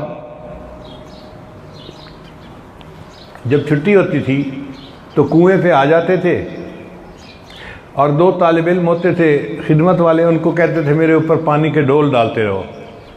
وہ بھر بھر کے ڈول ڈالتے جاتے تھے، سینکڑوں ڈول ڈالتے تھے. ایک آدمی تھا جو حضرت سے محبت بھی رکھتا تھا مگر پڑوسی تھا وہاں. وہ جب آتے جاتے تماشا دیکھتا تو کہتا ہمیں تو کہو کہ اسراف ہوئے اور خود کیے جاؤ، ہمیں تو کہو اسراف ہوئے اور خود کیے جاؤ. حضرت اس کا جواب دیتے میرے لیے جائز تیرے لیے ناجائز. وہ سن کے چلا جاتا. ایک دن اس کے پاس ٹائم تھا، وہ کھڑا ہو گیا، کہنے لگا جی مجھے سمجھائیں کہ یہ عمل میرے لیے ناجائز آپ کے لیے جائز کیسے ہو گیا. تو مولانا یحییٰ رحمۃ اللہ نے فرمایا اچھا تم اگر نہاؤ گے تو کیا نیت کرو گے؟ اس نے کہا جی میں بدن صاف کرنے کی، پسینہ صاف کرنے کی نیت کروں گا. انہوں نے فرمایا کیونکہ تم پسینے صاف کرنے کی یا میل کچیل صاف کرنے کی نیت کرو گے تو تمہارے لیے 2-4 ڈول ڈالنے ہی کافی ہوں گے، اس سے زیادہ ڈالو گے تو اسراف ہو جائے گا. اس نے کہا حضرت آپ نیت کیا کرتے ہیں؟ فرمایا گرمی کا موسم ہے، میں سارا دن مدرسے میں پڑھاتا ہوں، طبیعت میں گرمی ہو گئی ہے، تو میں عصر کے بعد جو غسل کرتا ہوں نا تو میں گرمی کے دور ہونے کی نیت کرتا ہوں. اب میری نیت ایسی ہے کہ اگر 1000 ڈول بھی ڈال دے تو بھی کم ہے. تو دیکھیں ایک عالم نے نیت کی تو وہ عمل جائز ہو گیا. 1000 ڈول کا ڈالنا، عام آدمی ڈول ڈالے گا تو اسراف کی وجہ سے حرام ہو جائے گا. اس لیے نیتوں پر محنت کرنی چاہیے. عام لوگ نیتیں سیکھتے نہیں ہیں. پہلے وقتوں میں اپنے شیخ کے پاس سالوں رہ کر نیت کرنا سیکھا جاتا تھا. چنانچہ حضرت شیخ الحدیث رحمۃ اللہ نے واقعہ لکھا ہے کہ ایک صاحب نے اپنے شیخ کے پاس 8 سال گزارے. تو کسی نے پوچھا بھئی آپ نے 8 سال میں کیا سیکھا؟ اس نے کہا جی میں نے نیت کو ٹھیک کرنا سیکھا. ہم اس کو اہمیت ہی نہیں دیتے، اور لوگ 8 سال تک شیخ کے پاس رہ کے ہر عمل میں کیا نیت کرنی ہے یہ سیکھا کرتے تھے۔ چنانچہ ایک آدمی نے مکان بنوایا اور اپنے شیخ کو لے کے آیا کہ حضرت میرے گھر میں دعا کر دیجئے۔ وہ تشریف لائے، انہوں نے گھر دیکھا، دعا کی، تو انہوں نے اپنے مرید سے پوچھا کہ تم نے کمرے میں جو یہ کھڑکیاں رکھی ہیں یہ کس نیت سے رکھی ہیں؟ اس نے کہا جی روشنی آتی ہے اور ہوا آتی ہے۔ تو شیخ نے کہا تمہیں چاہیے تھا نیت کرتے کہ اس کھڑکی میں سے مجھے اذان کی آواز آیا کرے گی، تو تیرا کھڑکی کا بنانا بھی عبادت بن جاتا۔ روشنی اور ہوا تو آنی تھی، اس کی نیت کی کیا ضرورت تھی؟ تو دیکھو ہمیں نیت کرنا نہیں آتا بہت سارے اعمال میں، جب اس پر محنت شروع کریں گے تب احساس ہوگا کہ یہ بھی علم سیکھنا چاہیے اپنے بڑوں سے۔ اب یہاں پر ایک اشکال ہے، وہ ذرا توجہ سے سن لیجئے۔ بعض طلباء کے ذہن میں بات آتی ہے کہ جی انما الاعمال بالنیات، اعمال کا مدار نیت کے اوپر ہے، تو کیا اگر نیت اچھی کر لی جائے تو برا عمل بھی ٹھیک ہو جائے گا اچھی نیت کرنے کی وجہ سے؟ مثلا ایک آدمی اس نیت سے چوری کرے کہ جی جو مال میں چوری کروں گا اس کو غریبوں میں صدقہ کر دوں گا، تو کیا اس کے لیے چوری کرنا جائز ہو گیا؟ علماء نے اس کا جواب دیا ہے کہ جو کام حرام ہے اور برا ہے وہ تو ہے ہی برا، اس کو حلال کی نیت سے کرنا تو الٹا اور زیادہ برا کام ہے، وہ تو دین کے ساتھ تلاعب ہے، یعنی کھیل بنانے والی بات ہے۔ حدیث کا مقصد یہ تھا کہ جو اعمال برے ہیں وہ تو برے ہیں ہی صحیح، جو اعمال ٹھیک ہیں ان میں بھی نیت کا ٹھیک ہونا ضروری ہے۔ اگر ان ٹھیک اعمال میں بھی نیت خراب ہو جائے گی تو وہ عمل بھی حرام ہو جائے گا۔ اب اس کی مثال سن لیجئے، ایک شادی شدہ عورت ہے اور وہ اپنے خاوند کی نیت سے خوشبو لگاتی ہے، شریعت کہتی ہے کہ اس کو ثواب ملے گا، عبادت ہے۔ اب خوشبو لگانا شادی شدہ عورت کے لیے ایک جائز عمل تھا، مگر شادی پہ اس کی نیت ایک دن بن جاتی ہے میرا فلاں کزن بھی آ جائے گا اور اس کو یہ خوشبو پسند ہے میں یہ لگاتی ہوں۔ اب چونکہ اس کی نیت بری ہو گئی لہٰذا اس عورت کے لیے خوشبو کا لگانا اب حرام ہو گیا، کیونکہ اس نے غیر مرد کی نیت کی تھی، خاوند کی نیت نہیں کی تھی۔ تو جائز عمل بھی جائز نیت سے ہوگا تو ٹھیک ہوگا، اگر جائز عمل میں نیت خراب ہو جائے گی تو وہ بھی خراب ہو جائے گا۔ اس لیے حدیث پاک میں آتا ہے کہ قیامت کے دن سب سے پہلے جو 3 بندے جہنم میں ڈالے جائیں گے ان میں ایک پہلا بندہ عالم ہوگا۔ اللہ فرمائیں گے تو نے کیا کیا؟ اللہ میں نے اتنے مدارس بنائے اور اتنا علم کی خدمت کی اور اتنے لڑکوں کو پڑھایا۔ اللہ فرمائیں گے کہ تو نے اس لیے پڑھایا تھا کہ لوگ تیری تعریف کریں، فقد قیل، تیری تعریفیں تو ہو چکی، میرے پاس کچھ بھی نہیں۔ فرشتوں کو اللہ حکم دیں گے اس کو اوندھے منہ جہنم کے اندر ڈال دیا جائے۔ پھر ایک سخی ہوگا جس نے بڑے مدرسے بنوائے ہوں گے، اللہ پوچھیں گے کیا کیا؟ اے اللہ میں نے تو اتنے مدرسے بنائے، دین کی خدمت کی۔ اللہ فرمائیں گے تیری نیت یہ تھی کہ لوگ مجھے بڑا امیر سخی کہیں، لوگوں نے تجھے کہہ دیا میرے پاس کچھ نہیں، اس کو بھی جہنم میں لے جاؤ بھائی۔ پھر ایک شہید ہوگا، اللہ فرمائیں گے تو دنیا میں کیا کرتا رہا؟ اے اللہ میں نے تو آپ کے نام پہ شہادت حاصل کر لی تھی۔ اللہ فرمائیں گے نہیں، تیری نیت یہ تھی کہ میں شہید ہوں گا، لوگ میری تعریفیں کیا کریں گے، لوگوں نے تیری بہت تعریفیں کر دیں، میرے پاس کچھ نہیں، فرشتوں کو حکم ہوگا اس کو بھی جہنم میں لے جاؤ۔ تو 3 بندے جو سب سے پہلے جہنم میں ڈالے جائیں گے، ایک عالم ہوگا، ایک سخی ہوگا اور ایک شہید ہوگا۔ اتنے بڑے بڑے نیک اعمال ہیں لیکن نیت کی خرابی کی وجہ سے ان لوگوں کو جنت بھیجنے کی بجائے اللہ جہنم عطا فرمائیں گے۔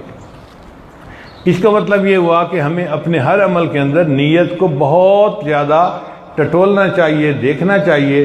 اگر ہماری نیت میں فرق ہوا ہمارا عمل ہمارے منہ پہ واپس مار دیا جائے گا۔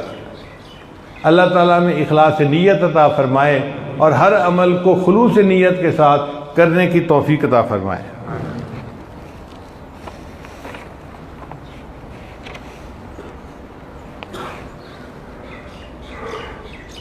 اب اس حدیث مبارکہ کا شان نزول سن لیجئے۔ مدینہ طیبہ میں ایک عورت تھی، اس کا نام تھا ام قیس۔ تو مکہ مکرمہ کا ایک مسلمان نوجوان تھا، وہ اس سے شادی کرنا چاہتا تھا۔ اس نے نکاح کا پیغام بھیجا عورت نے جواب میں کہلوایا کہ تم ہجرت کر کے مکہ سے مدینہ آ جاؤ تو میں نکاح کے لیے تیار ہوں، شرط لگا دی۔ اب ان صاحب نے مکہ سے مکرمہ ہجرت کی مدینہ کی طرف، اس عورت سے ان کا نکاح ہو گیا۔ اب صحابہ کرام میں ایک بحث چل پڑی کہ جن لوگوں نے اللہ اور اس کے رسول کے لیے ہجرت کی تھی، جو ہجرت کا ثواب ان کو ملا، کیا اس بندے کو بھی اتنا ہی ثواب ملا یا کچھ مختلف معاملہ ہوا؟ تو نبی علیہ السلام نے بات سمجھائی کہ فمن کانت ہجرتہ الی دنیا یصیبھا، جس کی ہجرت دنیا کے لیے ہوگی اس کو تو دنیا مل گئی، اور الی امرأۃ ینکحھا، یا وہ کسی عورت سے نکاح کرنا چاہتا ہے تو اس کا تو نکاح ہو گیا، اس کو تو جو ملنا تھا مل گیا، لیکن جس کی ہجرت اللہ اور اس کے رسول کے لیے تھی اس کو اللہ اور اس کے رسول کی طرف سے زیادہ اجر ملے گا۔ تو بات سمجھ آ گئی نا کہ بات کا موقع کیا پیش آیا تھا۔ اچھا، یہاں پر یہ ذہن میں رکھیں کہ صحابہ کرام جو ہے نا وہ ایک دوسرے کی کمزوریوں کو اچھالا نہیں کرتے تھے۔ چنانچہ آج کوئی بندہ نہیں جانتا کہ وہ صحابی جنہوں نے نکاح کیا، ہجرت کی، ان کا نام کیا ہے۔ وہ بس مہاجر ام قیس کے نام سے مشہور ہو گئے کہ جی یہ مہاجر ام قیس ہیں، اسی نام سے ان کو پکارا جاتا تھا، ان کا اصلی نام کسی کو پتہ ہی نہیں ہے۔ تو یہاں پر ہمیں ایک تعلیم دی گئی کہ اگر تم نے کسی کی بات کرنی بھی ہو تو اس کا ڈائریکٹ نام لے کے بات نہ کرو، بلکہ ایسے بات کرو کہ نشاندہی نہ ہو، ایک یعنی مجہول طریقے سے بات کی جائے۔ اور قرآن مجید میں اللہ نے بھی ایسا ہی کیا ہے۔ اگر اللہ تعالیٰ قرآن مجید میں یوں فرماتے کہ زلیخا نے یوسف کو بدکاری کی دعوت دی تو 2-3 لفظوں میں بات سمٹ جاتی، مختصر کلام ہو جاتا، مگر جس پروردگار نے ایمان والوں کو غیبت سے بچنے کا حکم دیا اور غیبت کو حرام قرار دیا، اس کے اپنے کلام میں غیبت کیسے ہو سکتی تھی؟ تو اللہ تعالیٰ نے کلام کو لمبا کرنا پسند کر لیا مگر اس کا نام نہیں لیا۔ فرمایا وَرَاوَدَتْهُ الَّتِي هُوَ فِي بَيْتِهَا عَن نَفْسِهِ وَغَلَّقَتِ الْأَبْوَابَ وَقَالَتْ هَيْتَ لَكَ۔ کوئی پتہ چلتا ہے کہ کون عورت تھی؟ عورت کا پتہ نہیں چلتا، واقعی کا پتہ چل جاتا ہے۔ تو ہمیں بھی چاہیے کہ ہم اپنی گفتگو میں جو غیبتیں کرتے ہیں ان سے توبہ کریں، اور اگر کبھی کوئی بات کرنی بھی ہو تو تھرڈ پرسن کے صیغے میں بات کریں تاکہ پتہ نہ چلے کہ ہم نشاندہی کر کے کس کے متعلق بات کر رہے ہیں۔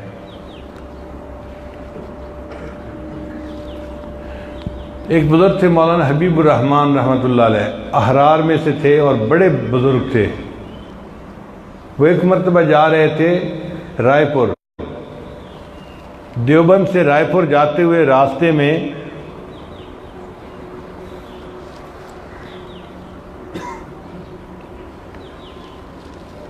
سہارنپور کا شہر آتا ہے،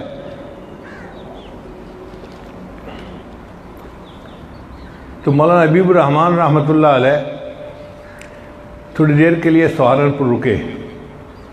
حضرت شیخ الحدیث رحمۃ اللہ مسجد میں تھے، ان سے ملاقات ہوئی تو مولانا حبیب الرحمن نے فرمایا ارے زکریا، عمر میں بڑے تھے، ارے زکریا یہ تصوف کیا بلا ہے؟ اور پھر فرمایا کہ تم اس پر اپنی دلیلیں جمع کر رکھنا، میں جب رائے پور سے واپس آؤں گا نا تو میں تمہارے ساتھ لمبی بحث کروں گا۔ شیخ الحدیث رحمۃ اللہ فرماتے ہیں میں نے کہا کہ حضرت ابھی اس کا جواب لیتے جائیں کھڑے کھڑے۔ کیا جواب ہے؟ مان لیں کہ میں نے کہا کہ تصوف کی ابتدا ہے انما الاعمال بالنیات، اور تصوف کی انتہا ہے ان تعبد اللہ کانک تراہ۔ یہ جواب سن کے مولانا حبیب الرحمن کہنے لگے زکریا تم نے تو اتنی لمبی بحث 2 لفظوں میں سمیٹ دیا۔ اس کا مطلب یہ کہ ذکر و سلوک کے میدان میں آگے بڑھنے والے ہر وقت اپنی نیتوں کے بارے میں واچفل رہیں، دیکھیں کہ میں اس کام کو کیوں کر رہا ہوں، میری نیت کیا ہے، مقصد کیا ہے میرا۔ اس امت کو جتنا نقصان بلا نیتی سے ہوا ہے اتنا نقصان بدنیتی سے نہیں ہوا۔ ہم بہت سارے کام بلا نیت کے کر لیتے ہیں، اس کا اجر نہیں ملتا۔ جیسے ایک لڑکی صبح سے لے کے شام تک کچھ نہ کھاتی ہے نہ پیتی ہے تو اس کو روزے کا ثواب تو نہیں ملے گا نا. کیوں؟ اس لیے کہ روزے کی اس نے نیت نہیں کی. اگر نیت کر لیتی تو اس کو روزے کا ثواب مل جاتا. اب اس نے ویسے نہیں کھایا پیا تو اس کو روزے کا ثواب نہیں ملے گا. تو ہمارے وہ عمل جو بلا نیت ہوتے ہیں اس سے نقصان زیادہ ہوا ہے امت کا، بد نیتی سے نقصان کم ہوا ہے.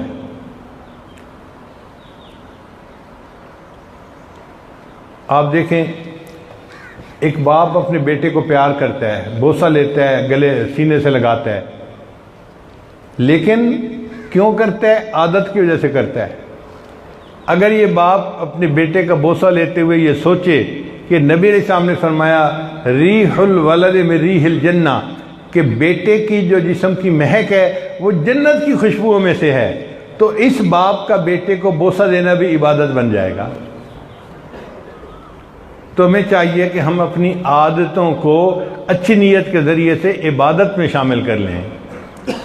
بہت سارے لوگ رات کو سوتے ہوئے نائٹ سوٹ پہن کے سوتے ہیں. اگر ان سے پوچھیں بھائی نیت کیا تھی تو نیت کوئی نہیں ہوتی.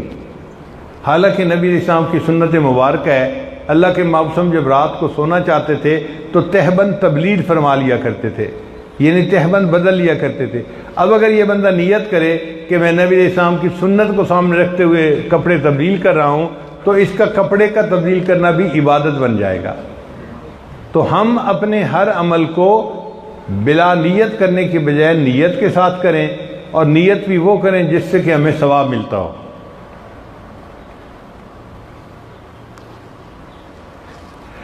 ایک اور بات کہ ہر کلام کے اندر متکلم چھپا ہوا ہوتا ہے. جیسے مرزا غالب کے اشعار پڑھو تو پتہ چلے گا کوئی بڑا ہی عشق مجازی میں گرفتار بندہ اشعار لکھ رہا ہے. علامہ اقبال کا کلام پڑھو تو پتہ چلتا ہے کوئی انقلابی ذہنیت رکھنے والا شاعر ہے جس کے دل میں امت کا درد موجود ہے. میر درد کا کلام پڑھو تو پتہ چلتا ہے کہ یہ کوئی صوفی مزاج شاعر ہے. جگ میں آ کر ادھر ادھر دیکھا، تو ہی آیا نظر جدھر دیکھا، موت سے ہو گئے جان سے ہو گئے بدن خالی، جس طرف تو نے آنکھ بھر دیکھا. تو پتہ چلتا ہے کہ یہ کوئی اللہ سے محبت کرنے والا بندہ ہے جو ایسا کلام کہہ رہا ہے. تو جس طرح کلام میں متکلم چھپا ہوا ہوتا ہے، تو نبی علیہ الصلوۃ والسلام بھی اپنے کلام کے اندر چھپے ہوئے ہیں. اب دور حدیث کے طلباء کو چاہیے کہ وہ اس سال حدیث مبارکہ پڑھیں گے تو انہوں نے کلام سے متکلم تک پہنچنا ہے، یعنی کلام کو پڑھیں، ان کے معنی کو سمجھیں، اور پھر نبی علیہ السلام کی مبارک شخصیت تک پہنچنے کی کوشش کریں. اورنگزیب عالمگیر کی بیٹی تھی زیب النساء مخفی، وہ فارسی زبان میں اشعار کہتی تھی. والد اس کو منع کرتے تھے بیٹی تم شعر و شاعری نہ کیا کرو، چونکہ اس کے اندر ایک صفت تھی تو وہ اشعار کہتی تھی. اللہ کی شان دیکھیں کہ ایران کے ایک شہزادے نے شعر بنایا، مگر اس کا ایک مصرع بنا دوسرا نہیں بنتا تھا.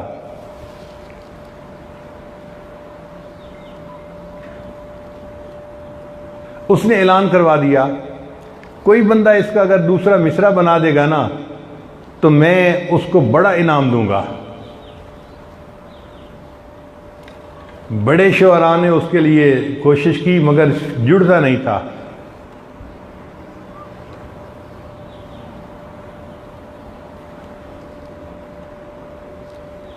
زیب النساء مخفی کو بھی کسی نے بتایا تو اس نے اس کا دوسرا ایک مصرع بنایا جو خوب جچا.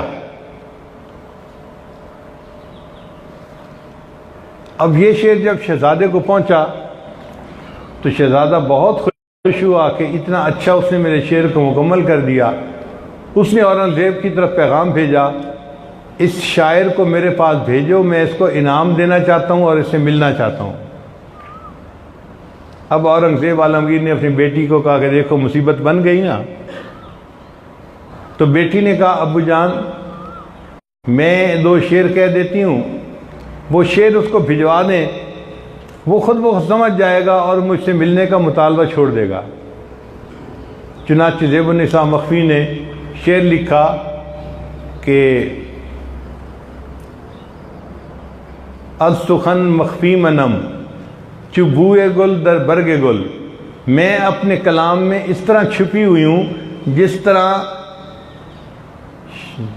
ایک پتے کے اندر، یعنی پھول کے پتے کے اندر خوشبو چھپی ہوتی ہے۔ ہر کے خواہد میل دارد در سخن خواہد مرا، جو میرے ساتھ ملاقات کرنا چاہتا ہے اس کو چاہیے کہ میرے کلام کے ساتھ ملاقات کر لے۔ تو اس نے اس پہچان لیا کہ اس کلام کو کہنے والی کوئی عورت ہے جس کے ساتھ میری ملاقات ممکن نہیں، تو شہزادے نے انعام تو بھجوا دیا، ملاقات کی بات جو تھی اس کو چھوڑ دیا۔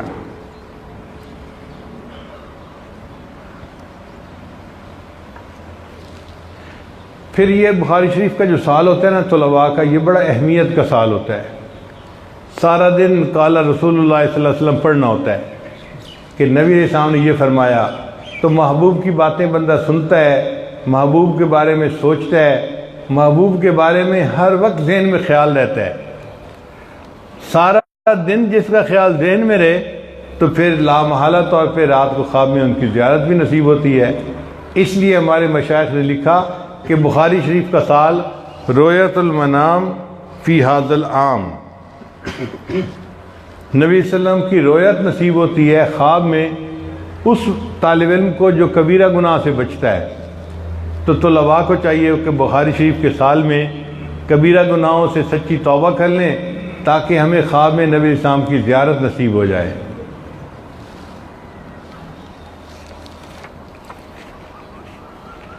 بخاری شریف کے بہت فضائل ہیں۔ امام مروزی رحمۃ اللہ نے خواب دیکھا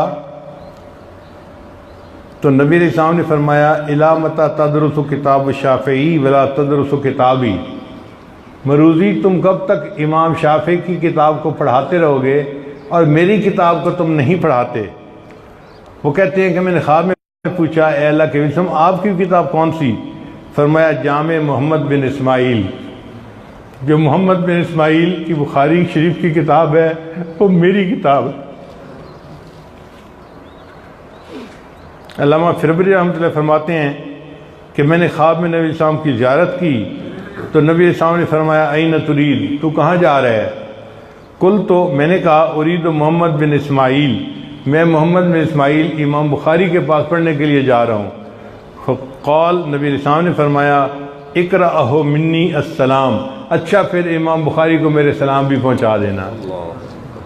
اللہ نے امام بخاری رحمۃ اللہ کو ایسی قبولیت عطا فرمائی تھی۔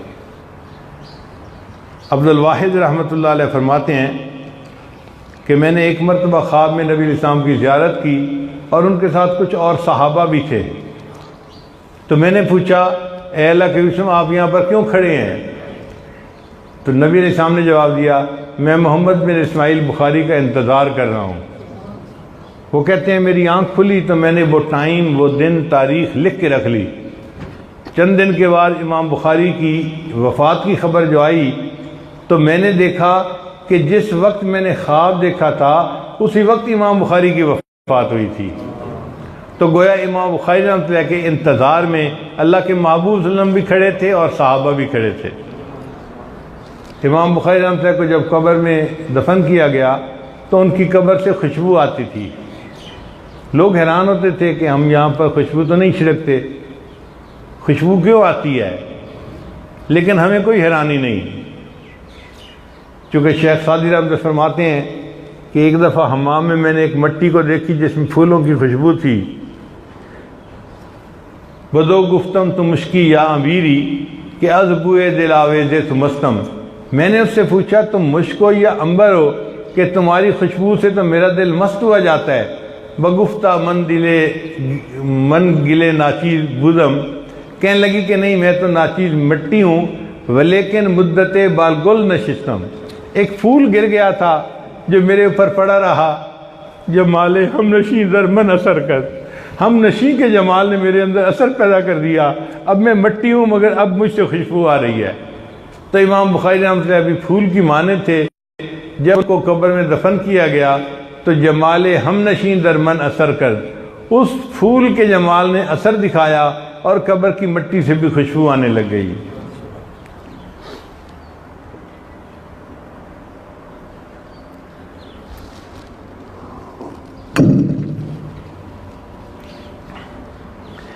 ابن ابی جمرہ فرماتے ہیں صحیح بخاری کو اگر مصیبت کے وقت پڑھا جائے تو وہ مصیبت دور ہو جاتی ہے، اگر کشتی میں لے کر سوار ہو تو کشتی نجات پاتی ہے۔ وہ فرماتے ہیں کہ امام بخاری مستجاب الدعوات تھے، انہوں نے بخاری شریف پڑھنے والوں کے لیے دعا مانگی، لہذا جو بندہ بخاری شریف پڑھتا ہے، جو دعا مانگتا ہے، اللہ اس کی دعا کو قبول فرما لیتے ہیں۔ اب بھائی بخاری شریف کے وقت جو دعا مانگی جائے وہ قبول ہوتی ہے، تو ہمیں بھی اللہ سے کوئی دعا مانگنی چاہیے نا، کیوں جی؟ اللہ سے کوئی دعا مانگنی چاہیے۔ کیا دعا مانگیں؟ بہت اچھی اچھی دعائیں ہیں۔ ایک دعا تو یہ ہے کہ اللہ ہمیں ایسا بنا دے کہ ہم آپ کو پسند آ جائے، ایک تو یہ بھی بہت اچھی دعا ہے۔ اور بھی اسی طرح کی دعائیں مانگی جا سکتی ہیں، لیکن دل یہ چاہتا ہے کہ ہم یہ دعا مانگیں، اے اللہ جب ہماری موت کا وقت آئے پہلے ہم سے راضی ہونا اور پھر ہمیں موت عطا فرما دینا۔ ہمارے دل کی بس ایک ہی تمنا ہے، اور وہ ہم آپ کی خدمت میں عرض کر رہے ہیں کہ جب موت کا وقت آئے اے اللہ پہلے ہم سے راضی ہونا اور پھر ہمیں موت عطا فرما دینا۔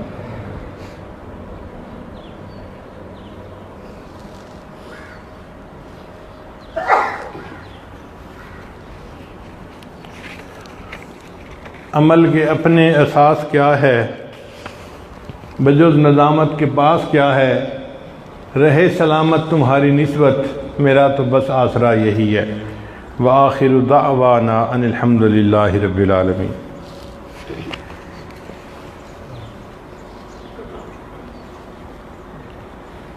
دعا سے پہلے ہم توبہ کے کلمات پڑھ لیتے ہیں۔ سب مرد حضرات بھی توبہ کی نیت کر لیں، اور اگر طالبات مستورات تک یہ آواز جا رہی ہے تو وہ بھی دل میں توبہ کی نیت کر لیں، اور یہ کلمات پیچھے پیچھے پڑھتی جائیں۔ پڑھیے بسم اللہ الرحمن الرحیم، لا الہ الا اللہ محمد الرسول اللہ، آمنت باللہ وملائکتہ وکتبہ ورسلہ والیوم الآخر والقدر خیرہ وشرہ من اللہ تعالی والبعث بعد الموت، آمنت باللہ کما ہوا باسمائہ وصفاتہ وقبلت جمیع احکامہ اقرار باللسان وتصدیق بالقلب، اشہد ان لا الہ الا اللہ واشہد ان محمدا عبدہ ورسولہ، استغفر اللہ ربی من کل ذنب واتوب الیہ برحمتک یا ارحم الراحمین۔ ان کلمات کو پڑھنے سے ہم سب تو بتائب ہو چکے ہیں، چند معمولات ہیں جن کو باقاعدگی سے کریں گے تو اللہ تعالیٰ دل کو منور کریں گے۔ ان میں پہلا عمل ہے 100 مرتبہ استغفار صبح شام پڑھنا، استغفر اللہ ربی من کل ذنب واتوب الیہ، اور 100 مرتبہ درود شریف صبح شام پڑھنا، اللہم صلی علی سیدنا محمد وعلی آل سیدنا محمد وبارک وسلم۔ پھر قرآن مجید کی تلاوت روزانہ کرنا، ایک پارہ کریں، آدھا پارہ کریں، ایک ربع کریں، ایک صفحہ بھی پڑھیں، مگر پڑھیں ضرور، تلاوت چھوٹنی نہیں چاہیے، قضا نہیں ہونی چاہیے۔ چوتھی چیز ہے چلتے پھرتے لیٹے بیٹھے ہر وقت دل میں اللہ کو یاد کرنا، دست بکار دل بیار، ہاتھ کام کاج میں مشغول اور دل اللہ تعالیٰ کی یاد میں مشغول۔ اور پانچویں چیز ہے مراقبہ کرنا۔ مراقبے کا طریقہ بہت آسان ہے کہ آپ نماز پڑھ کے فارغ ہوں تو اللہ سے لو لگا کے بیٹھیں کہ اللہ کی رحمت آ رہی ہے، میرے دل میں سما رہی ہے، میرے دل کی ظلمت اور سیاہی دور ہو رہی ہے، اور میرا دل اللہ اللہ اللہ بول رہا ہے اور میں سن رہا ہوں۔ زبان سے اللہ اللہ پڑھنا نہیں ہے، دل پڑھ رہا ہے اور میں سن رہا ہوں۔ انشاءاللہ چند منٹ کا مراقبہ دل کو منور کرے گا۔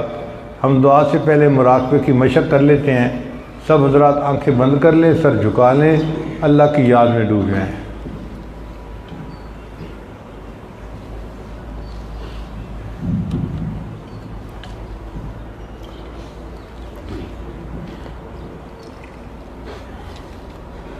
ہوا یہ سوالا دل بدل دے،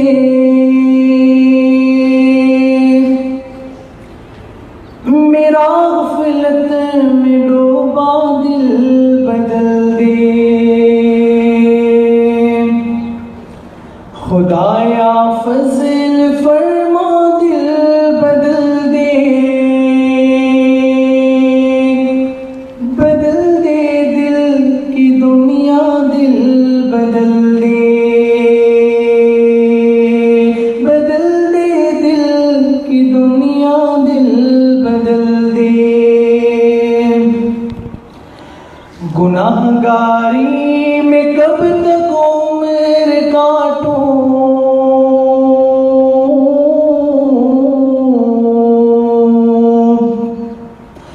گناہ گاری میں کب تک عمر کاٹوں،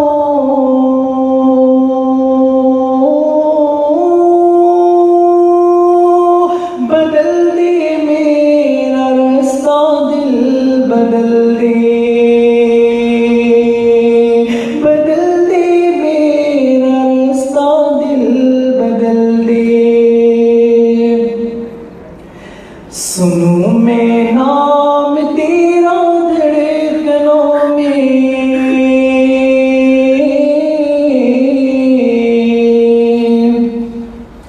سنوں میں نام تیرا دھڑکنوں میں،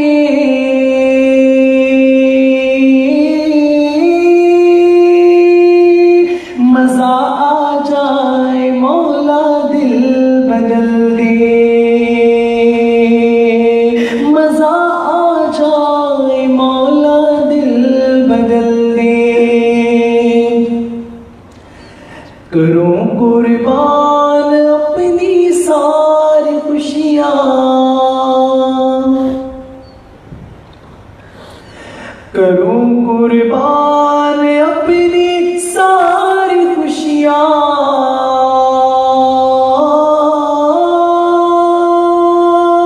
تو اپنا غم عطا کر دل بدل دے، تو اپنا غم عطا کر دل بدل دے، ہٹا لوں آنکھ اپنی ماں سوا سے،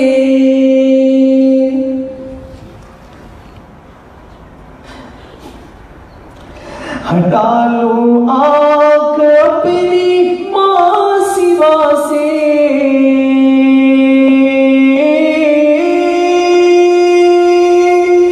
جیوں میں تیری خاطر دل بدل دے، جیوں میں تیری خاطر دل بدل دے، تیرا ہو جاؤ اتنی آرزو ہے،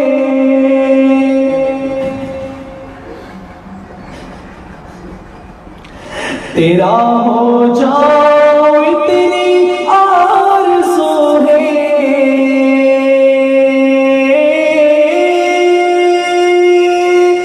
بس اتنی ہے تمنا دل بدل دے، بس اتنی ہے تمنا دل بدل دے، جو دیدار تیرا روز محشر،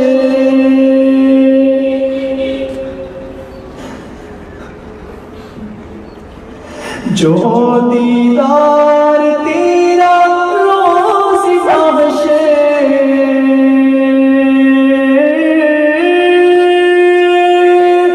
تو دیدی مسکرا کر دل بدل دے، میرے اللہ جی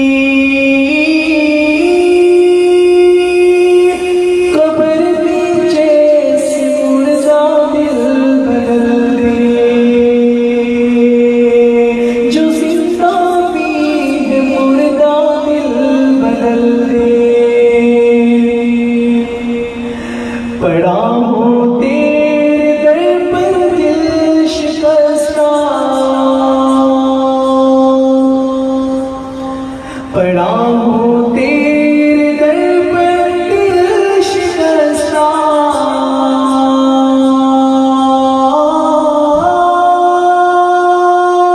رہوں کیوں دل شکستہ، دل بدل دے، رہوں کیوں دل شکستہ، دل بدل دے، میری فریاد سن لی میرے مولا، میری فریاد سن لی میرے مولا، میرے مولا،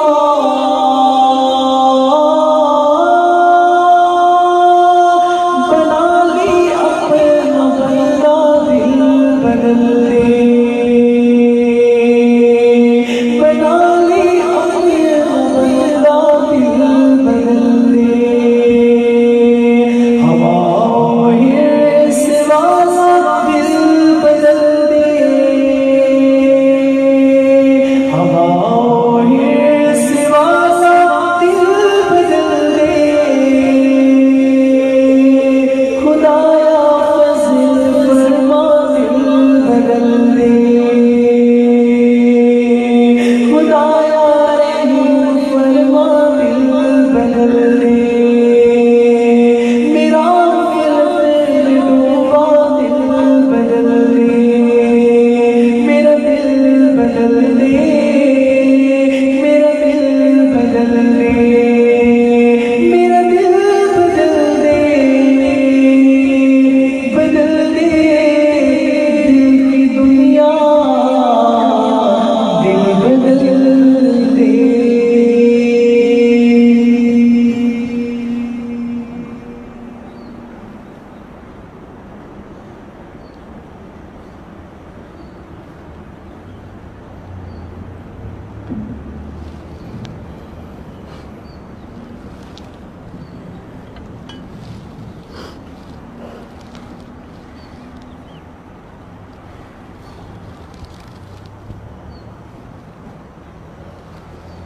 لا إله إلا الله.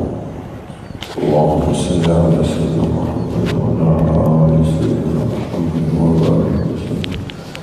ربنا ظلمنا أنفسنا وإن لم تغفر لنا وترحمنا لنكونن من الخاسرين.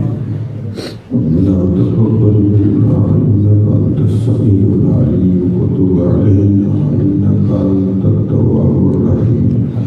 ربنا هب لنا من أزواجنا وذرياتنا قرة أعين واجعلنا للمتقين إماما.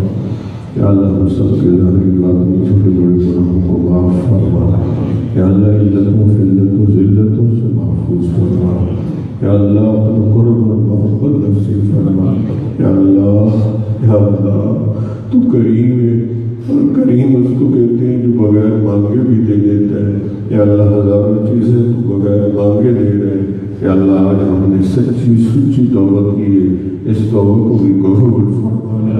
یا اللہ اپنے فضل و کرم سے قبول فرمانا۔ یا اللہ آئندہ ہر قسم کے گناہوں سے بچنے کی توفیق عطا فرمانا۔ یا اللہ ہمیں نمازوں کی حضوری عطا فرمانا۔ یا اللہ رات کا رونا نصیب فرمانا۔ یا اللہ ہمیں ایسا بنا دے کہ ہم تجھے قیامت والے دن پر پسند آ دے۔ یا اللہ ہم سے پہلے راضی ہونا، پھر ہمیں اللہ موت عطا فرمانا۔ یا اللہ اس مجمع میں کتنے علماء کرام ہیں، یا اللہ کتنے مفتیان اللہ ہیں، یا اللہ علماء کی برکت سے ہمیں معاف فرما۔ یا اللہ اپنا خصوصی فضل و کرم فرما۔ یا اللہ کتنے سفید بال والے، یا اللہ ان کی سفید بالوں کی برکت سے ہمیں معاف فرما۔ ہم نے حدیث میں پڑھا کہ یا اللہ تو سفید بالوں والوں سے حیا کرتا ہے، یا اللہ ان کے سفید بالوں کی وجہ سے یا اللہ ہمیں معاف فرما۔ یا اللہ ہمیں معاف فرما، نہیں معاف کرنا پھر بھی معاف فرما۔ یا اللہ جو دوست کہتے رہتے ہیں رمضان کے بعد ہمارے معمولات میں فرق آ گیا، یا اللہ ان کو پابندی سے یہ معمولات کرنے کی توفیق نصیب فرما۔ یا اللہ کامل اتباع سنت کرنے کی توفیق عطا فرما۔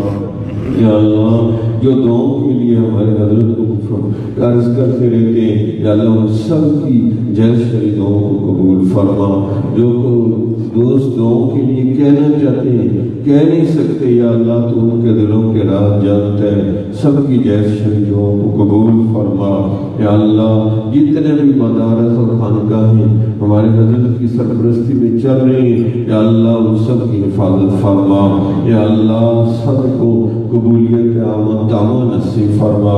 دعوت و تبلیغ کا کام ہو رہی ہے، اللہ اس کی حفاظت فرما۔ خانقاہوں میں جو اللہ ہو رہی ہے، یا اللہ اس کی حفاظت فرما۔ جو بھی اللہ دین کی سربلندی کے لیے کوشش کر رہے ہیں، محنت کر رہے ہیں، اللہ ان کو بھی قبول فرما۔ میرے پیارے رب، یا اللہ ہم تیرے فضل سے تجھ سے راضی، یا اللہ تو بھی ہم سے راضی ہو جا۔ یا اللہ لوگ رزق کی وجہ سے پریشان ہیں، سب کو برکت والا رزق نصیب فرما۔ یا اللہ برکت والا رزق نصیب فرما۔ کتنے لوگ جو ہے رشتوں کی وجہ سے پریشان ہے، جہاں گھروں میں بڑے بچے بچیاں یا اللہ شادی کے قابل ہیں، یا اللہ غیر سے اچھے رشتوں کا بندوبست فرما۔ یا اللہ جو دور حدیث شروع حضرت نے کروایا ہے، علماء کی سینے کو علم کے نور سے بھر دے، تقوی و طہارت کی توفیق عطا فرما۔ یا اللہ جو تخصص ہم نے یہاں شروع کیا ہے، یا اللہ اس کو قبولیت عطا فرما، اور یا اللہ تقوی کو بھی توفیق عطا فرما۔ یا اللہ جو ہم نے منصوبے شروع کیے ہیں، یا اللہ اس کو غیب کے خزانوں سے پورے فرما۔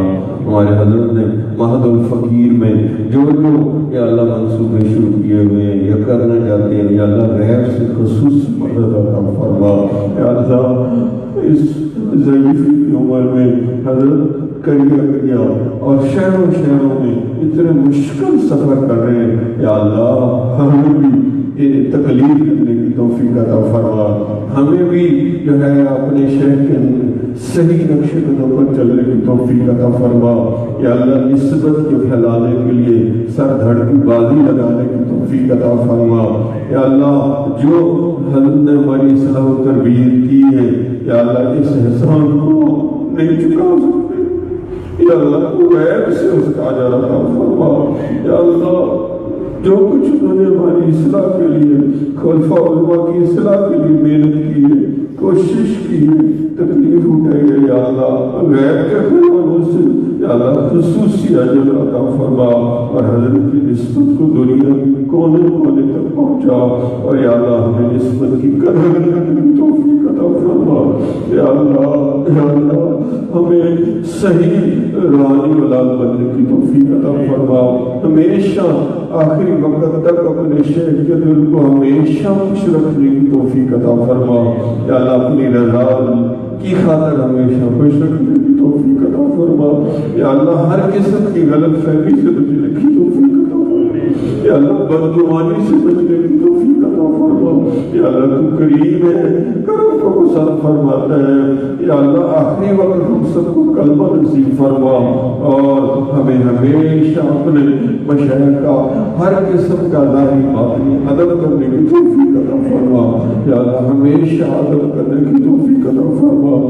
یا اللہ ہمیشہ ہمیں آداب کا مطالعہ کرتے رہنے کی توفیق عطا فرما، جانے یا انجانے کسی بھی طرح ہر قسم کی بے ادبی سے محفوظ فرما۔ یا اللہ بے ادبی سے محفوظ فرما۔ یا اللہ ہمیں مانگنا نہیں آتا، پیارے رب آج بغیر مانگے عطا فرما۔ یا اللہ آج بغیر مانگے عطا فرما۔ یا اللہ بچہ بعد اوقات روتا ہے، ماں سمجھ جاتی کیا چاہتا ہے۔ یا اللہ آج ہم نے بھی ہاتھ جوڑ دیے، یا اللہ آہوازاری کر رہے ہیں۔ یا اللہ تو ہماری نیتوں کو ہم سے زیادہ جانتا ہے، یا اللہ تو ہماری ضرورتوں کو ہم سے زیادہ جانتا ہے، تو اس لیے یا اللہ اپنے فضل و کرم سے ہم سب کی دعاؤں کو قبول فرما۔ یا اللہ ہم سب کی ظاہری باطنی دعاؤں کو قبول فرما۔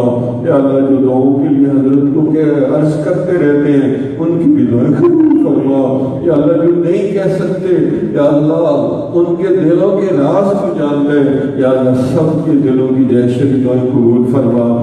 بہت سی بچیاں عورتیں جامعۃ الصالحات میں ان بیانات کو سن رہی تھی یا اللہ ان کے دلوں کی دعا بھی یا اللہ قبول فرما، اور جو ہے ہم سب کو یا اللہ اپنی قلب کی توفیق عطا فرما، یا اللہ ہماری بخشش فرمانا، پھر ہمیں موت عطا فرمانا، یا اللہ پہلے ہم سے راضی ہو جانا پھر ہمیں موت نصیب فرمانا، یا اللہ ہم نے اپنی اوقات کے مطابق مانگا، پیارے رب تو اپنی شان کے مطابق عطا فرما دے، یا اللہ ہم نے تو اپنی اوقات کے مطابق مانگا، یا اللہ کل یوم هو فی شان، یا اللہ تو اپنی شان و شوکت کے مطابق ہمیں عطا فرما، اور یا اللہ آخر وقت آئے اس دنیا سے جائیں ہم سب کے لب اور دل میں لا الہ الا اللہ محمد رسول اللہ۔